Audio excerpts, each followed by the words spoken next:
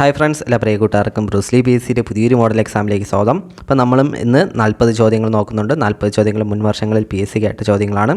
LDCക്ക് വേണ്ടിയും അതുപോലെ മറ്റ് എക്സാമുകൾക്ക് വേണ്ടി തയ്യാറാകുന്നവർ തീർച്ചയായിട്ടും മുഴുവനായിട്ട് ഈ എക്സാം അറ്റൻഡ് ചെയ്യാൻ ശ്രമിക്കുക. ഓക്കെ, 40 ചോദ്യങ്ങൾ അത്യാവശ്യം ബേസ് ചോദ്യങ്ങൾ തന്നെയാണ്. ഓക്കെ, വളരെയധികം കുഴപ്പിക്കുന്ന ഒരു ചോദ്യങ്ങളില്ല.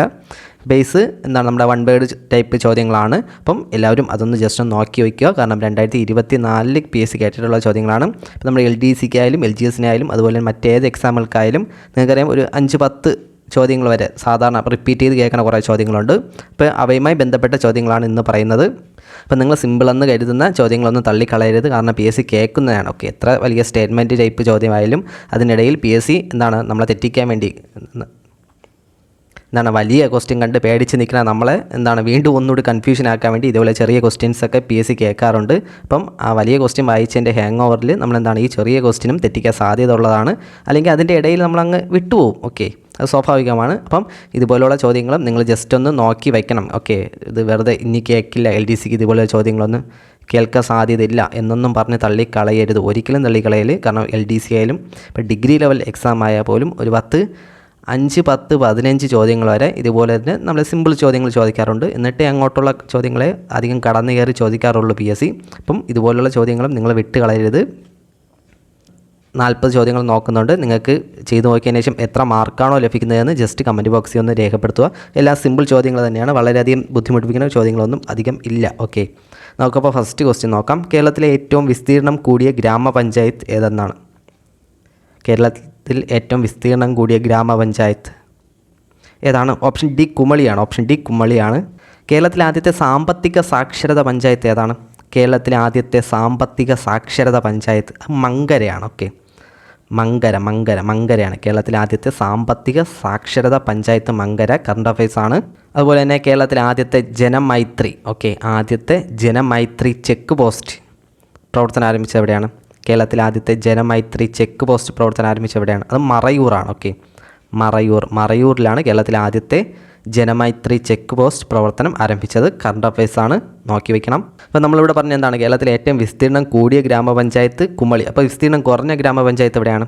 വിസ്തീർണം കുറഞ്ഞത് അത് നമ്മുടെ വളപട്ടണമാണ്. ഓക്കെ, വളപട്ടണം ഏത് ജില്ലയിലാണ്? കണ്ണൂർ ജില്ലയിലുള്ളതാണ്. ഓക്കെ, കണ്ണൂർ ജില്ലയിലെ വളപട്ടണമാണ് കേരളത്തിലെ ഏറ്റവും വിസ്തീർണം കുറഞ്ഞ ഗ്രാമപഞ്ചായത്ത്. വിസ്തീർണം കൂടിയതാണെങ്കിൽ കുമളി. രണ്ടാമത്തെ ചോദ്യമാണ്, ഇന്ത്യയിലെ ആദ്യ കാർബൺ ന്യൂട്രൽ ഫാം കേരളത്തിൽ എവിടെയാണ് സ്ഥാപിക്കപ്പെട്ടത്? കുറേ തവണ കേട്ടിട്ടുള്ള ചോദ്യമാണ് ഇത്. സെയിം ചോദ്യം കേട്ടിട്ടുണ്ട്. കേരളത്തിലെ ആദ്യത്തെ കാർബൺ ന്യൂട്രൽ ഫാം എവിടെയാണ്?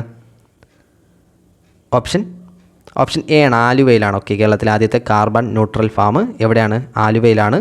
അതുപോലെ തന്നെ ഇന്ത്യയിലെ തന്നെ ആദ്യത്തെ സമ്പൂർണ്ണ ദാരിദ്ര്യ നിർമ്മാർജ്ജന നഗരം ഏതാണ്?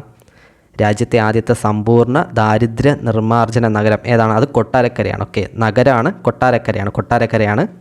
അതുപോലെ തന്നെ കേരളത്തിലെ ആദ്യത്തെ റബ്ബറൈസ്ഡ് റോഡ് ഏതാണ്?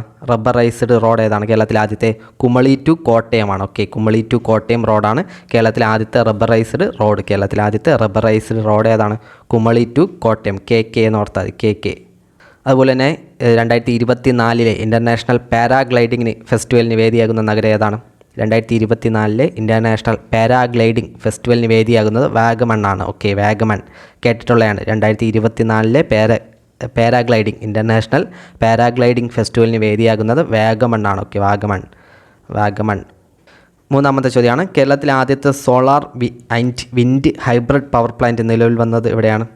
കേരളത്തിലെ ആദ്യത്തെ solar and wind hybrid power plant നിലവിൽ വന്നത് എവിടെയാണ്? പീച്ചി, കല്ലാറ്, മേപ്പാട്, കഞ്ഞിക്കോട്.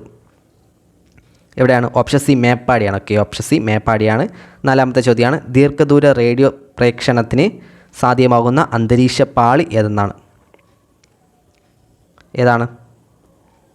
ഓപ്ഷൻ എ ആണ്. ഓക്കെ, അയണോസ്ഫിയർ ആണ്. റേഡിയോ പ്രേക്ഷണത്തിന് കാരണമാകുന്നത് അയണോസ്ഫിയർ ആണ്. അതുപോലെ തന്നെ ഉൽക്കകൾ കത്തി നശിക്കുന്നത് ഏത് പാളിയിൽ വെച്ചാണ്? ഉൽക്കകൾ മിസ്സായി പോകുന്നോർത്തായി. അപ്പം മിസ്സായി പോകുന്നത് മിസോസ്ഫിയർ. ഓക്കെ, ഉൽക്കകൾ കത്തി നശിക്കുന്നത് അഥവാ ഉൽക്കകൾ മിസ്സായി പോകുന്നത് മിസോസ്ഫിയറിൽ വെച്ചാണെന്ന് ഓർത്താൽ മതി. അതുപോലെ തന്നെ ജെറ്റ് വിമാനങ്ങൾ സഞ്ചരിക്കുന്ന എവിടെയാണ്? അത് സ്ട്രാറ്റോസ്ഫിയറിലാണ്. ഓക്കെ, രണ്ടാമത്തെ പാളിയായ സ്ട്രാറ്റോസ്ഫിയറിലാണ് ഏതാണ്? ജെറ്റ് വിമാനങ്ങൾ സഞ്ചരിക്കുന്നത്. ഓക്കെ, ജെറ്റ് വിമാനങ്ങൾ സഞ്ചരിക്കുന്ന സ്ട്രാറ്റോസ്ഫിയറിലാണ്. അപ്പം ജെറ്റ് വിമാനങ്ങൾ സ്ട്രാറ്റോസ്ഫിയറിലാണ്. പക്ഷേ ജെറ്റ് പ്രവാഹം എവിടെയാണ്? ജെറ്റ് ജെറ്റ് പ്രവാഹമോ ജെറ്റ് പ്രവാഹം. പ്രവാഹം എവിടെയാണ്? അത് ട്രോപ്പോസ്ഫിയറിലാണ്. ഓക്കെ, ജെറ്റ് വിമാനങ്ങൾ കടന്നു പോകുന്നത് സ്ട്രാറ്റോസ്ഫിയർ ആണെങ്കിൽ ജെറ്റ് പ്രവാഹം അല്ലെങ്കിൽ ജെറ്റ് പ്രവാഹങ്ങൾ കാണപ്പെടുന്ന അന്തരീക്ഷ പാളി എന്ന് കേട്ടാൽ അത് ട്രോപ്പോസ്ഫിയർ ആണ്. ഓക്കെ, ട്രോപ്പോസ്ഫിയർ ആണ്. അഞ്ചാമത്തെ ചോദ്യമാണ്, നീതി ആയോഗിൻ്റെ ചീഫ് എക്സിക്യൂട്ടീവ് ഓഫീസറെ നിയമിക്കുന്നത് ആരെന്നാണ്?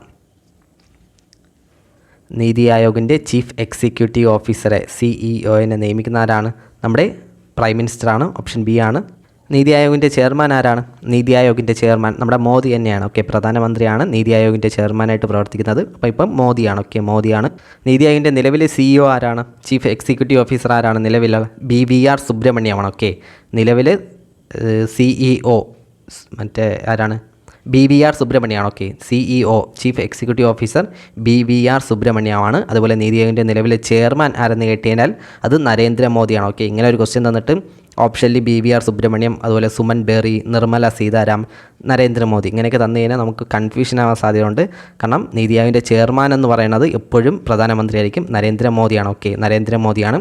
അതുപോലെ തന്നെ നീതി ആയോഗിൻ്റെ വൈസ് ചെയർപേഴ്സൺ ആരാണ്? നിലവിലെ ചെയർമാൻ നരേന്ദ്രമോദിയാണെങ്കിൽ വൈസ് ചെയർപേഴ്സണാണ് സുമൻ ബെറി. ഓക്കെ, സുമൻ ബെറി വൈസ് ചെയർപേഴ്സണും. അതുപോലെ CEO BVR Subrahmanyam. Okay, BVR സുബ്രഹ്മണ്യമാണ്. അതേപോലെ നീതി ആയോഗ് വന്നതെന്നാണ്? 2015 ജനുവരി 1 നീതി ആയോഗ് വന്നത്. നീതി ആയോഗിൻ്റെ ഫുൾ ഫോമാണ് national institution for transforming India. Okay, national institution for transforming India എന്നാണ് നീതി ആയോഗിൻ്റെ ഫുൾ പേര്. അടുത്ത ചോദ്യമാണ്, ചൈൽഡ് ഹെൽപ്പ് ലൈൻ നമ്പർ എത്രയെന്നാണ്? ചൈൽഡ് ഹെൽപ്പ് ലൈൻ നമ്പർ ഏതാണ്? 1098 ഓപ്ഷൻ സി ആണ്. Option C 1098. Disha help line number എത്രയാണ്? ദിശ ഹെൽപ്പ് ലൈൻ 1056. ഓക്കെ, 1056 ദിശ ഹെൽപ്പ് ലൈൻ നമ്പർ. 1079 ഏത്? ദുരന്ത നിവാരണ അതോറിറ്റിയുടെ ടോൾ ഫ്രീ നമ്പർ 1079. ഓക്കെ, ദിശ നമ്പർ എന്ന് പറഞ്ഞാൽ 1056. 1079 ദുരന്ത നിവാരണ അതോറിറ്റിയുടെ ടോൾ ഫ്രീ നമ്പർ.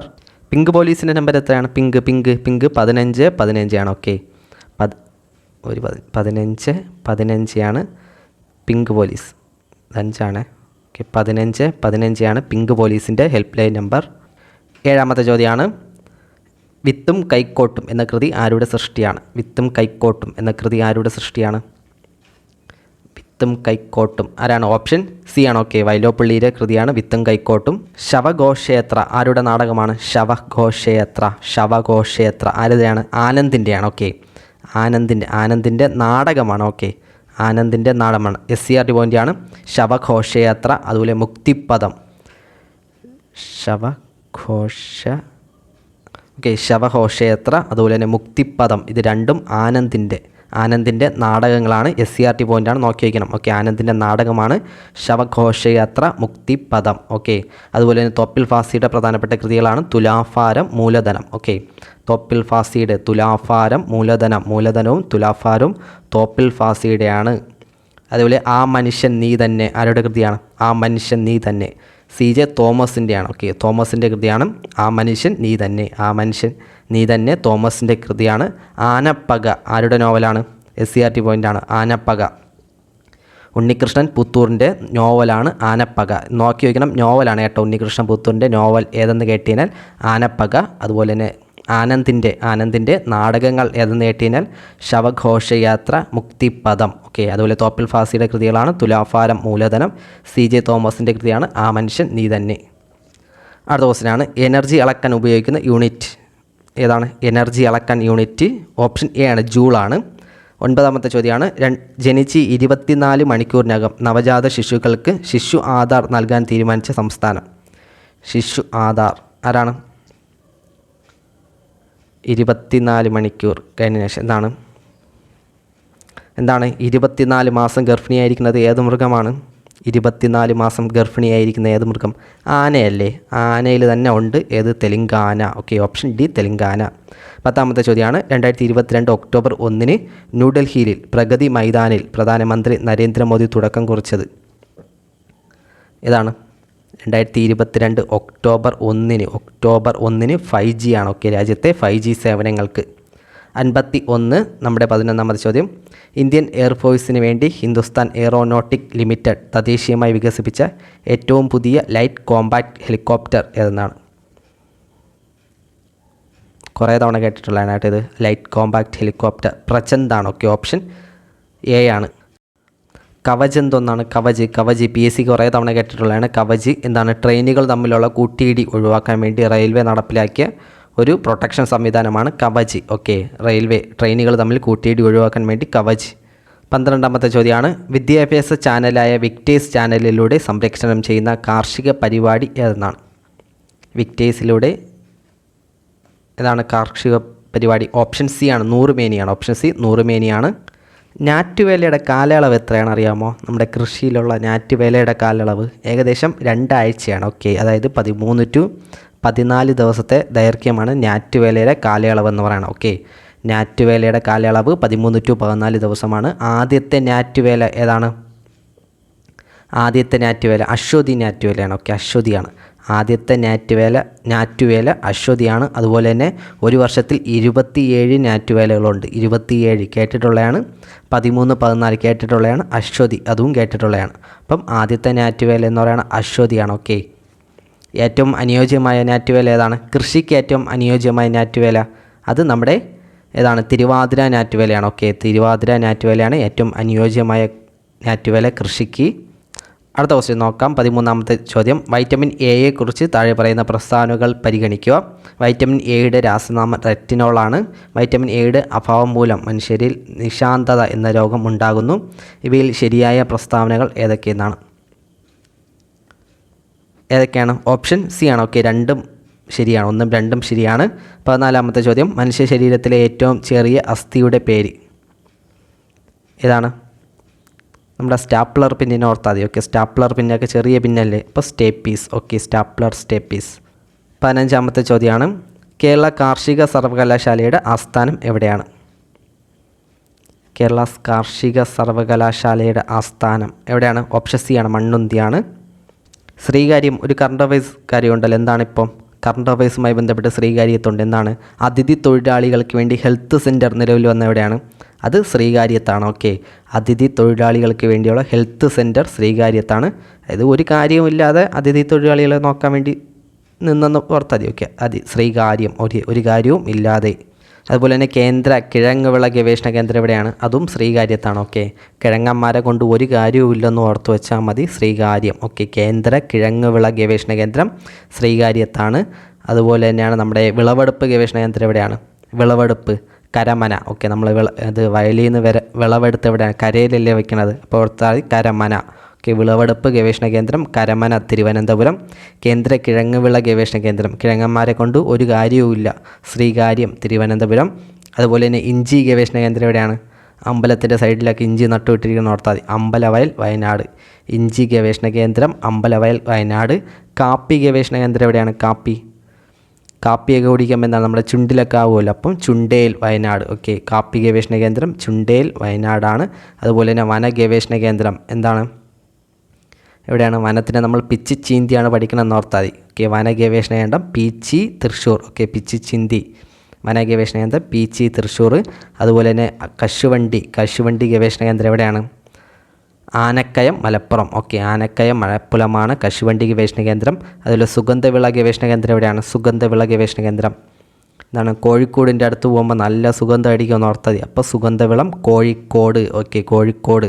അതുപോലെ തന്നെ പുൽത്തൈല ഗവേഷണ കേന്ദ്രം എവിടെയാണ്? പുൽത്തൈല ഗവേഷണ കേന്ദ്രം എവിടെയാണ്? നമ്മൾ എന്താണ് സ്പോർട്സിനൊക്കെ ഓടാൻ നിൽക്കുമല്ലോ, അപ്പോൾ കാലിലൊക്കെ എന്താണ് തൈലമൊക്കെ കയറി പൂശിയിട്ടാണ് ഓടണമെന്ന് ഓർത്താൽ മതി. ഓക്കെ, തൈലം പുൽത്തൈല ഗവേഷണ കേന്ദ്രം. പുൽത്തൈല ഗവേഷണ കേന്ദ്രം ഓടാൻ എന്താണ്? ഓടക്കാലി, എറണാകുളം. ഓക്കെ, ഓടക്കാലി, എറണാകുളമാണ്. പിന്നെ കുരുമുളക് ഗവേഷണ കേന്ദ്രം അറിയാലോ, പന്നിയൂർ, കണ്ണൂറാണ്. കാർഷിക ഗവേഷണ കേന്ദ്രം വെള്ളാനിക്കര, മണ്ണുത്തി. ഓക്കെ, രണ്ടും ഒന്ന് തന്നെയാണ്, വെള്ളാനിക്കര, മണ്ണുത്തി. അതുപോലെ തന്നെ കൈതച്ചക്ക ഗവേഷണ കേന്ദ്രം എവിടെയാണ്? അതും വെള്ളാനിക്കരയിലാണ്. അതുപോലെ ഏത്തവാഴ ഗവേഷണ കേന്ദ്രമാണ് കണ്ണാറ, തൃശ്ശൂറാണ്. 16ാമത്തെ ചോദ്യമാണ്, ഇന്ത്യയിലെ ആദ്യ എക്കോ ടൂറിസം പദ്ധതി